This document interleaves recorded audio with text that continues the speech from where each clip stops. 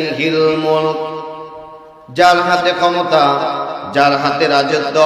আল্লাহ বলেন বান্দা আমি কত ক্ষমতার মালিক জানো? কুলিল্লাহুম্মা মালিকাল মুলকি তুতিল মুলকা মান তাশাউ ওয়া তানজিউল মুলকা মিম্মান তাশাউ ওয়া তুইজ্জু মান তাশাউ ওয়া তুযিল্লু মান তাশাউ বিয়াদিকাল খায়রু ইন্নাকা আলা কুল্লি শাইইন কাদির।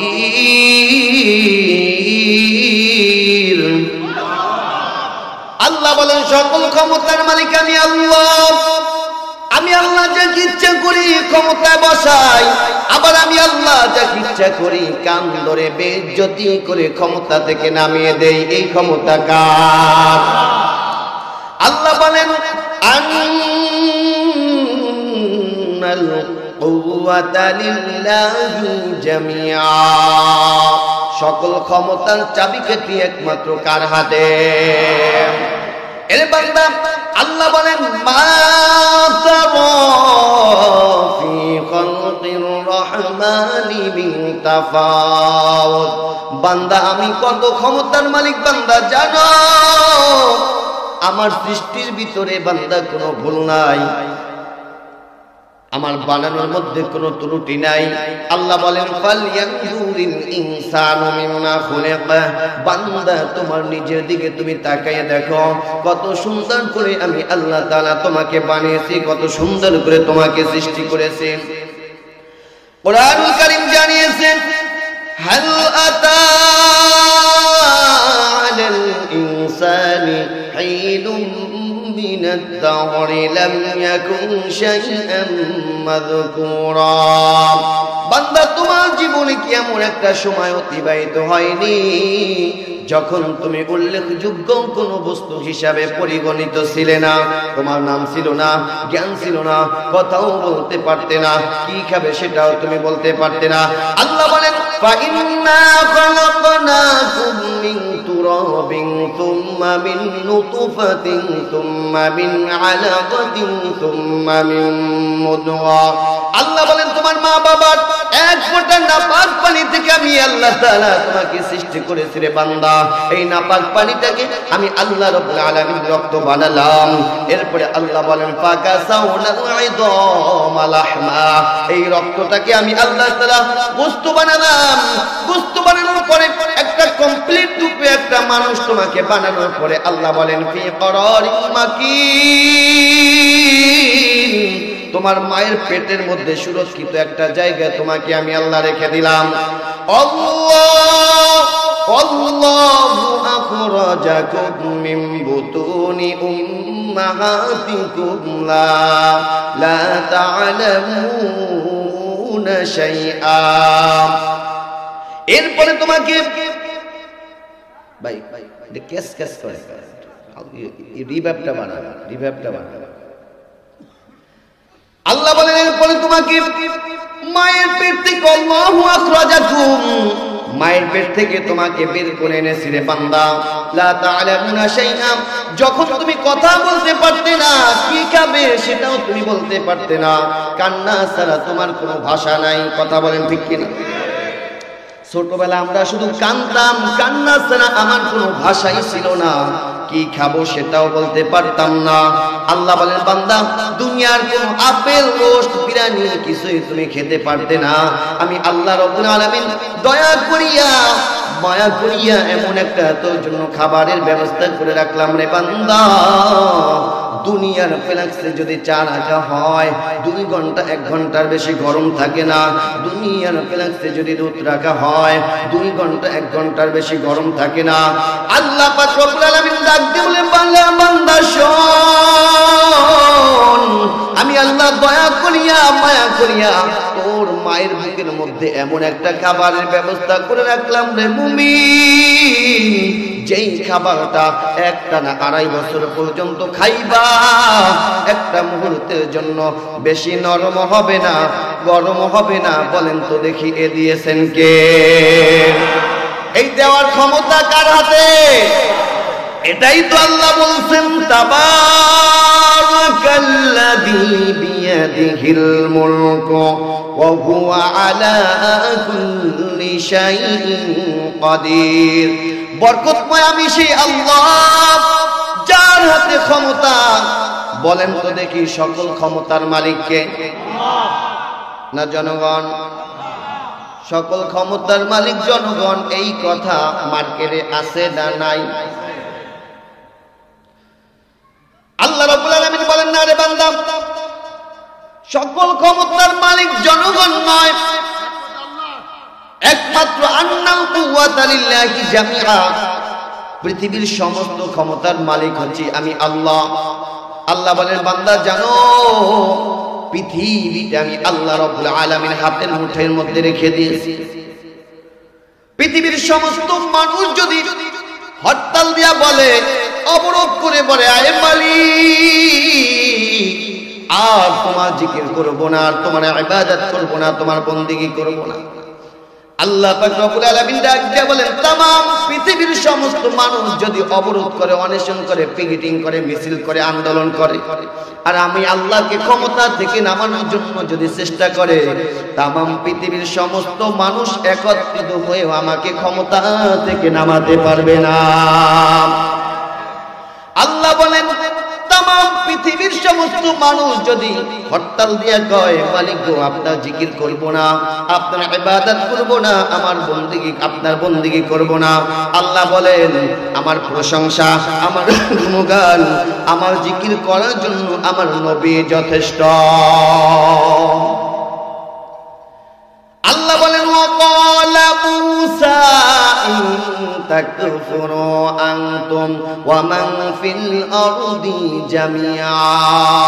तमाम পৃথিবীর সমস্ত মানুষ যদি হরতাল দিয়া কা মালিক গো আপনি ক্ষমতা ছাড়েন, আল্লাহ বলেন আমি ক্ষমতা কখনো ছাড়ব না।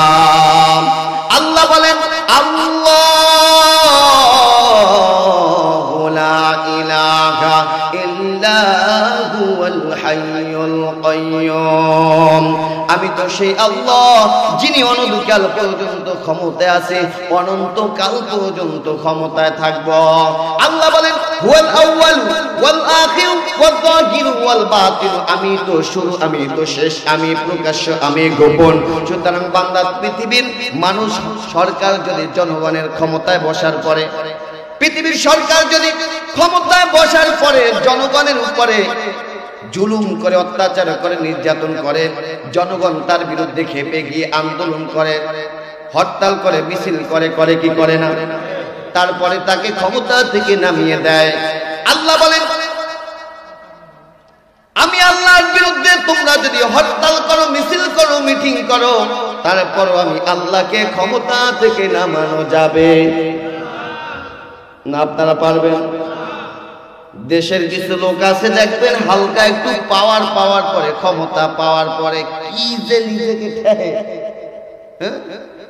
মানে মাটি দিয়ে হাঁটবো না আসমান দিয়ে হাঁটবো দিশেই পায় না।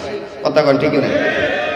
আবার এই যে ক্ষমতাশীলদের আবার নেতা নেতা পাতি নেতা, পাতি নেতাদের আবার কিছু বাপ আছে, কুসন্তানের বাপ, বাজারে গিয়ে কয় আমারে চিনো, আমি কার বাপ, কয় কি কয় না, কুসন্তানের বাপ, হেঁটে আবার বড়াই করে বাজারে গিয়ে আমারে চিনো।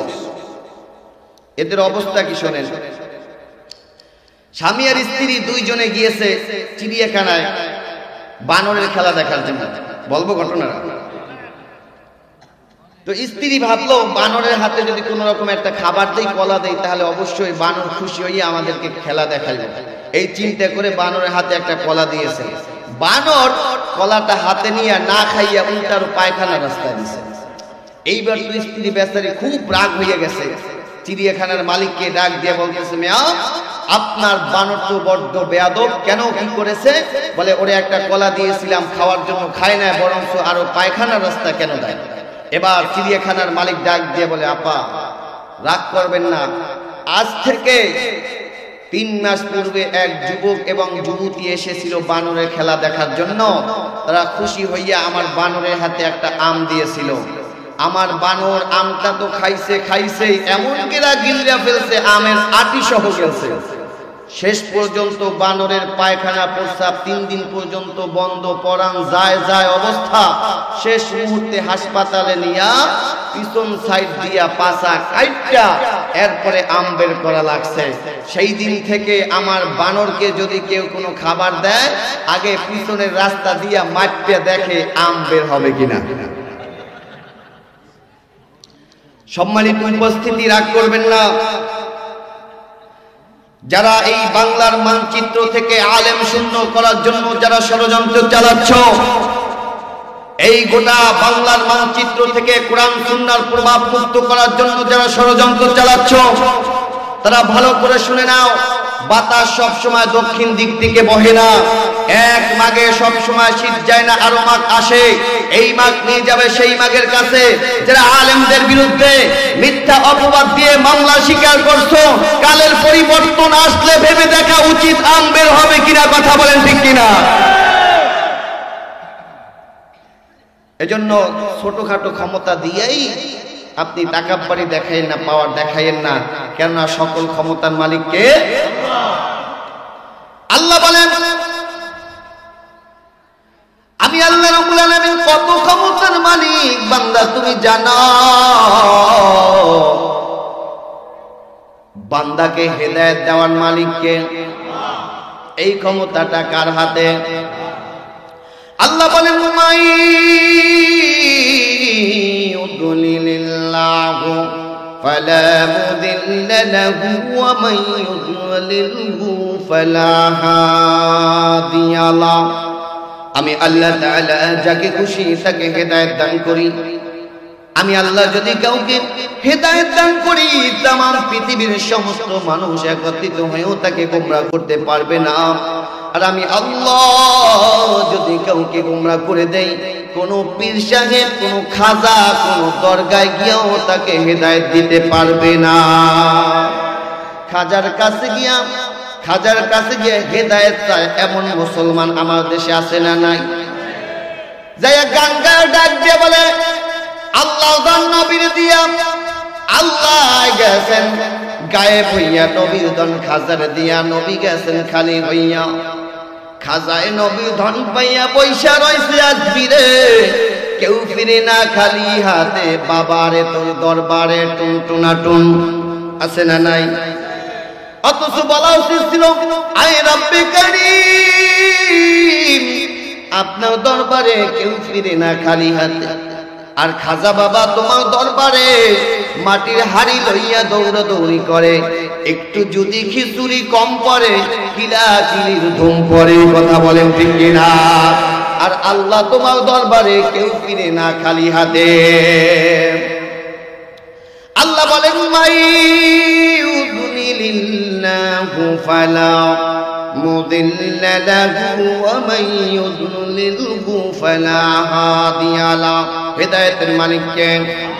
এই ক্ষমতা কার হাতে?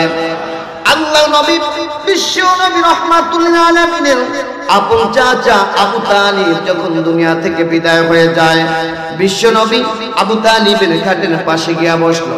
ডাক দিয়া বলে ইয়া আবদি আবি তালিব কুল লা ইলাহা ইল্লাল্লাহ হাজ্জুল লাকা কালিমাতান আশহাদু আল্লাকা বিহা ইনদাকা ইয়াউমাল কিয়ামাহ। হে আবু তালিব, আপনি তো মৃত্যুর সাথে পাঞ্জা লড়ছেন, দুনিয়া থেকে বিদায় হয়ে যাচ্ছেন। চাচা গো, শেষ মুহূর্তে আপনি একটু কালেমা পড়ে মুসলমান হয়ে যান। আপনি লা ইলাহা ইল্লাল্লাহ বলেন, মুহাম্মাদুর রাসূলুল্লাহ বলার দরকার নাই। আমি বিশ্ব নবী আপনাকে সুপারিশ করে জান্নাতে নিয়ে যাব। আবু সুফিয়ান পাশে ছিল, আবু জাহেল, আবু সুফিয়ান আবু তালিবকে ডাক দিয়া বলেন চাচা, নেতাজি আপনি কালেমা পড়বেন? আপনি কি শেষ পর্যন্ত মুসলমান হইতে চান? খাইছে বাপ দাদার ধর্মের মুখে কি আপনি সুলকানি লাগাইতে চান? সারা জীবন আপনার নেতা বাংলা আমার, আপনি এই মুহাম্মাদের কাছে আত্মসমর্পণ করবেন? এইটা মানিয়ে নিতে পারেন। পাম দিয়া ফুলাইছে, নেতারে পাম দিয়া ফুলায়, এমন কিছু দৃশ্য আমাদের দেশে আছে না নাই? কথা বলেন আছে না নাই? ওই যে এক ভাই বিয়া করতে গেছে, পাশে নেতা, তো নেতা বিয়া করতে গেছে, পাশে পাতি নেতা নিয়ে গেছে। তো মেয়ের বাবা জিজ্ঞাসা করতেছে ছেলেরে, কি লেখাপড়া কতটুকু কি করছো? লেখাপড়া করছি, কোন রকম ভার্সিটি পড়াশোনা করে শেষ করছি। পাশে পাতিরে ডাক দিয়ে বলে, আরে কি কোন, লেখাপড়া সব শেষ করছে, দুনিয়ার যত লেখাপড়া আছে সব তো শেষ। আচ্ছা, এখন মেয়ের বাবা জিজ্ঞাসা করতেছে, বাবাজি তোমার অর্থ সম্পদ কেমন কি আছে বলো? এই মোটামুটি বাবা রেখে গেছে, আমিও চাকরি বাকরি করে মোটামুটি কিছু সম্পদ জোগাইছি। পাশের ডাক দিয়ে কয়, আরে কি কন, এই মোল্লা গোষ্ঠীর যত সম্পদ আছে এত তো তার। এই কথা বলতে বলতে আচ্ছা বলতেছে, আচ্ছা তুমি কিসে চাকরি করো? এই সামান্য রকম কোন একটা চাকরি করতেছে। পাশে পাতি নেতা ডাক দেবে, আরে তো বিশাল ছাড়, এটা যে দেখে সেই সেলুট মারে। এই কথা বলতে গিয়ে সামান্য একটু কাশি দিছে। কি দিছে বলেন? কাশি। কাশি দিছে পর সাথে সাথে মেয়ের বাপ বলতেছে, বাবাজি তোমার কি কাশিও আছে নাকি? তো পাশের ডাক দিয়ে বলতেছে, শুধু কাশি না, আর যক্ষাও আছে। বলেন তো বিয়ে হইব? যেটুকু আগাইছে এতটুকু পিছাইছে না? তো আবু তালেব যতটুকু আগাইছিল যে কালেমা পড়বে, মুসলমান হবে, কিন্তু এর পাশে যে পাতি ছিল এর পামের ঠেলা এতে আর কালেমা পড়তে পারে না।